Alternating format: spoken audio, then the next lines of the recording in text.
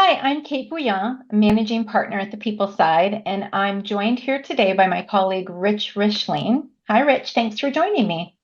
Happy to be here. Thanks for inviting me, Kate. So, we're coming together to discuss the difference between a learning journey and a training program. And Rich, you and I have had the opportunity to work together on designing one of these learning journeys. And there is a lot to learn as practitioners to the advantages of designing these types of journeys. So, Absolutely. one thing I want to share is that there's a real dilemma happening in organizations today.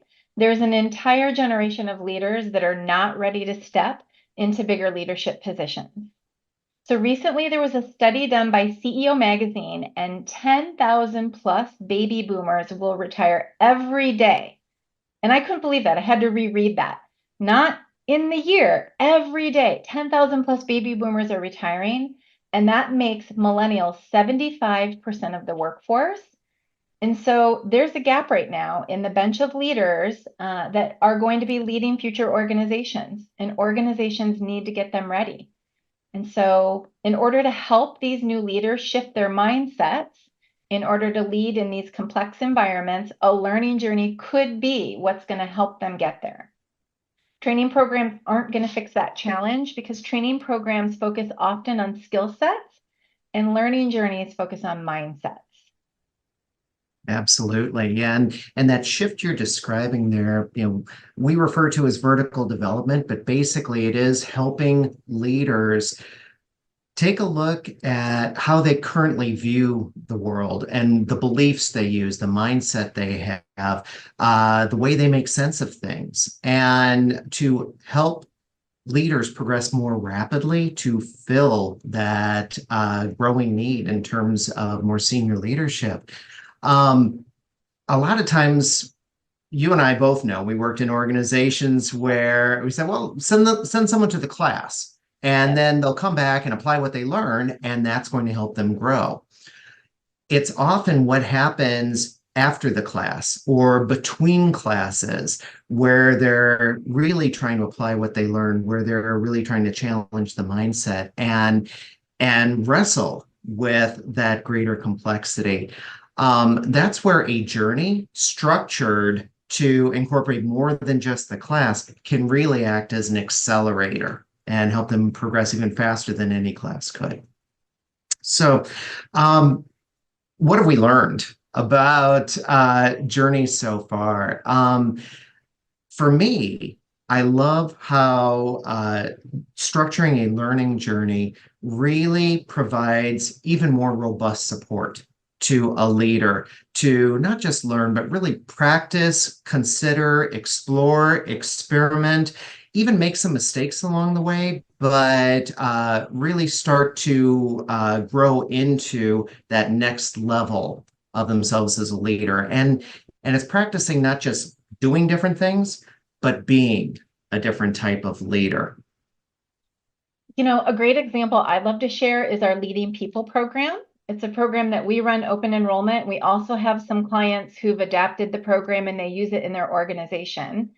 And the Leading People program is a great example where it's training and development that you could potentially attend in 1 to 2 days. But what we've done is we've stretched it over 8 weeks. And the leaders, what they will do is they learn about a concept, they come together, they discuss it, they break into smaller groups and they apply it and practice it. And then they take it back to the workplace and they will apply it on the job with the teams that they're leading. And then they get to do it all over again. And in the Leading People program, they come together 5 times over those 8 weeks. So there's just this rhythm of learning, hearing from others who are trying it and gaining their perspective, going and practicing themselves and making sense of it. And what we're seeing is that it actually does accelerate their growth into a new people leader, even though it's stretched out over 8 weeks because of that practice and that application, they grow even faster. So what this is called when we're working with leaders and we're putting them into these environments is vertical leadership development. You alluded to it earlier. It's the secret sauce to our learning journeys. And when you look at vertical leadership development, you can see that there's 3 different elements that come together. There's heat experiences, which could be action learning right there in the classroom. It could also be the heat that someone feels in a stretch opportunity. There's colliding perspectives, which is learning from others. And then there's also the elevated sense making of them maybe journaling, reflecting. What are they learning? And in elevated sense making, we also can use coaching to help those leaders make more sense of what they're learning. And so you and I know that these are the magical elements of a learning journey, but I'd love us to discuss these elements in a bit more practice. Absolutely. Yeah. And I don't think heat experiences in and of themselves are anything new, right? Yeah. In designing different training classes over the years, we found a lot of different ways to bring heat and challenge into the experience in the classroom, out in the field, or elsewhere. For me, I get most excited about coaching, and I think that's Yeah. really the secret sauce in the journey. And if you think about it, beyond just having space to practice and apply what you've learned, it's the support that coaching can provide as the leaders are practicing and applying.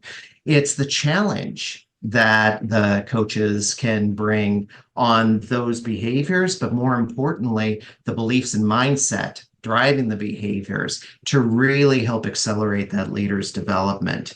I know you've got another great example where we used coaching. Yeah, absolutely. So one of our clients, Mortensen Construction, is one of the first clients we've partnered with on implementing a learning journey. And I couldn't believe when I heard it that it was a 2-year learning journey. And so they really wanted to invest in developing their leaders. And there's a 2-year learning journey that has coaching one-on-one for those participants, as well as coaching in learning circles. So they're with a subset of their cohort, and they come together and they're coached and they learn from each other.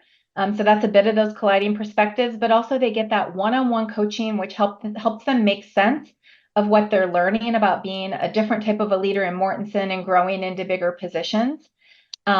It's definitely an investment for companies to bring on those coaches and stretch out that learning, but you absolutely see the benefits pay off when you can see how those leaders shift their mindsets and grow over the period of that learning journey. Absolutely. I'm glad you mentioned the Mortensen example because it brings to mind the power of another differentiator in vertical leadership development. The colliding perspectives, and as we design the journey, how we leverage the cohort in different ways. And we do it in the in-person sessions, but even more importantly, I think, through elements like coaching circles. So beyond the individual coaching that leaders get in these journeys, being able to collectively get together, support each other on their development, challenge each other along the way. It also helps to accelerate the learning.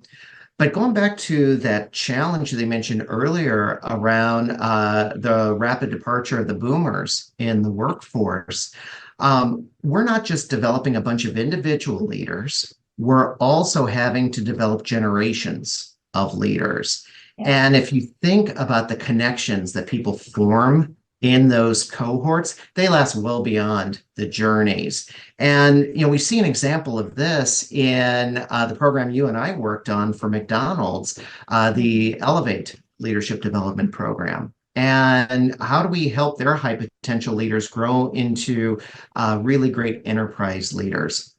We started that program a couple of years ago, and we continue to hear not just the takeaways from the learning perspective and the shifts they made individually, but the connections they formed in that experience continue to this day, and I'm sure well beyond. That's only going to serve the organization well as these leaders continue to be promoted Yeah. into more and more senior roles. Yeah. Well, it was a joy to work with you on Elevate and bringing that program to life. And I also have to say that it's just really been a joy to see these types of learning journeys in action and the impact that it has on organizations to help leaders grow. And so there's a lot more for us to explore when we look at learning journeys. And if you tune in to future video blogs, we're going to talk more about vertical leadership development. We're also going to talk more about mindset shifts that come out of those learning journeys. So we hope today sparks some new ideas. And if you have any questions, we're happy to help you explore further. Thanks for tuning in.